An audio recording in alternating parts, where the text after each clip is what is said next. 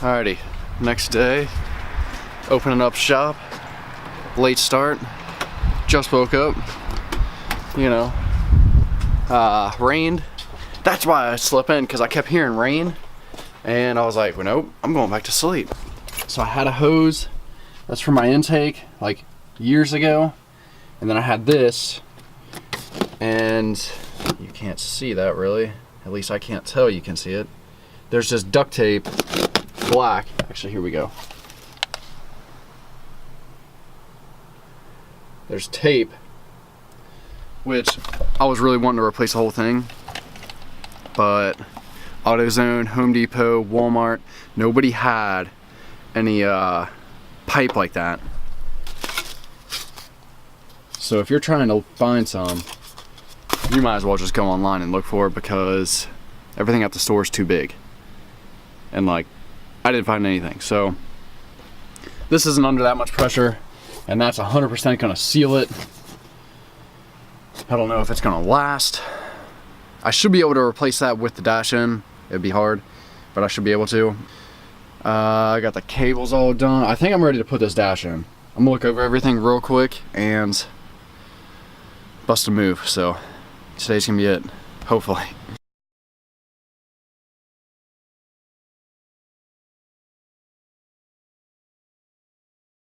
And now I'm hooking up all this gauge stuff, and radio, and all this wire crap, and these switches and whatnot.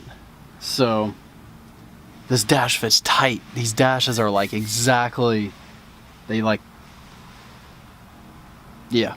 So I'm just putting stuff together, and it's taking way too long because I don't know where anything goes, but we're making progress, so that's what counts. I got my radio going, and I'm trying to get this sub hooked up and working.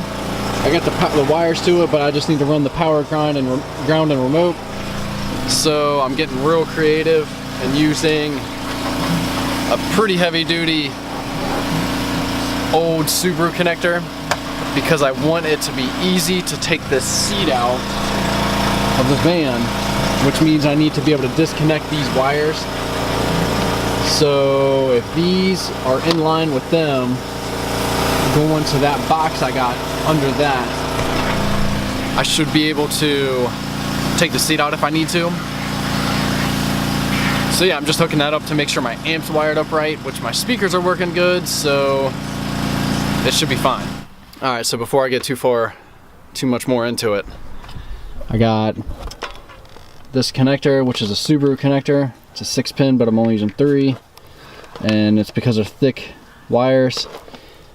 Connector, this is gonna run to that hole where all them are going, and then I'm gonna connect all my wire. I got 3 of them, remote, power, ground, and this remote I need to run up to that connector, and because that is my switched power for my radio, for my amp, which is up in there, and for this. So that remote power is going to control all of them, and it's going to run off the house battery, which is here, and it's all going to work. So I just got to hook up them wires to one of these fuses, hook up my ground, fuses, write down what it goes to, and then basically connect to run them with these out and up around to that. So I'm ready to hear this thing, get it all wired up, legit, permanent, and man, after that, put the dash back together, and I think that's it. Start it up and drive it, which is kind of scary because I've been doing a lot of crap, but we're getting there. Sun's going down, but I think I'm gonna hook up a light, get this thing lit up, and just keep on trucking. So alrighty, Sunday. I got a lot done yesterday. I don't think I filmed a lot, but yeah, I got pretty much all this most of the way together. Got my amp all hooked up, all the wiring's pretty much done. I just got to hook up like little things here and there, and put my cluster back together, all my steering column stuff. Alrighty, so these three screws, flatheads, have to come out. They gotta come out. Alright, so I just got this off, and you only have to take off these two like connectors on the outside, on the bottom. Two connectors on the bottom of the ignition switch harness. These can stay on, which is on your turn signal side. On your turn signal side, the connectors can stay on, which is a good thing because them freaking things are on there. They are like, you cannot get them off. So yeah, the left side can stay on, the bottom and the ignition switch has to come off, and you should be able to lift it off and get it around. So yeah, take off the least amount of connectors that you possibly can so you don't have to worry about them. So yeah. Alrighty, I got this screw out, and I remembered that this plastic comes off, and you can't get this thing out unless that's out, because yeah, it's just not going to work. So that took me a second to figure out, but overall it's going pretty good, and I'm gonna take the rest of the way apart so our ignition switch can work.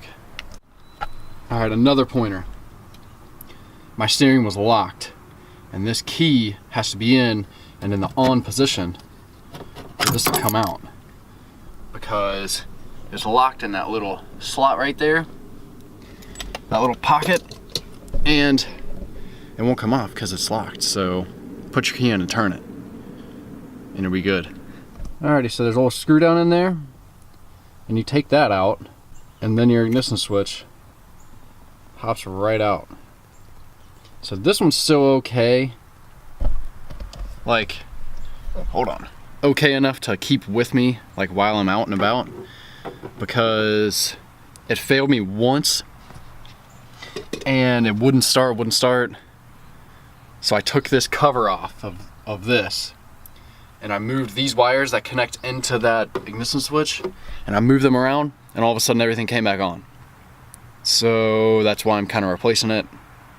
A little sketchy, and I don't want to be out getting chased down and go to start my van and nothing happens. So I got a new one. Hopefully it's good, because there's a lot of crap out there, but a lot of reviews on Amazon said that this one was okay. I don't remember what brand it was. Maybe I'll look at my history and post it down in the link. And it looks like it's it. So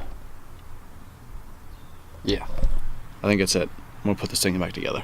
So as I put this thing on, the key was in and on the accessory position. So it was turned, and that little key, that little lock was out of the way when I put this thing on. So actually I'm gonna leave this in the lock positions, because I know this is probably gonna turn for me, whatever. So yeah, you gotta have your key on once again. So yep. Alright, something I noticed about this is it's a lot tighter feeling, and when you start it, oh man, it's way harder.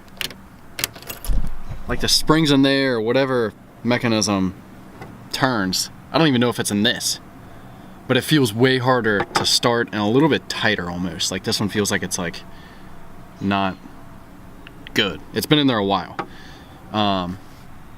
So yeah, maybe it's better, and we can all not worry about our ignition switches, but I doubt that.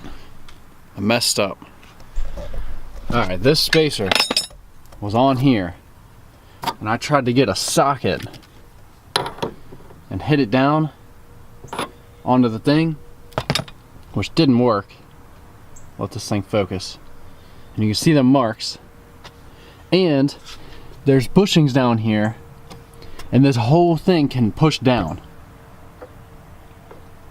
So basically I was just pushing the whole assembly down, and I didn't know that. So this can move, and when it moves too far down, well, either it comes out, sorry, and this is loose, that's how you know it's too far down. And this, well, you can clearly see them bushings and the ones that it attaches in. And actually I just put some grease on them so it actually slides up. But yeah, so this moves. That moves, and you just got to make sure it's all the way up. So that probably will help you. It sure would have helped me. We're getting there.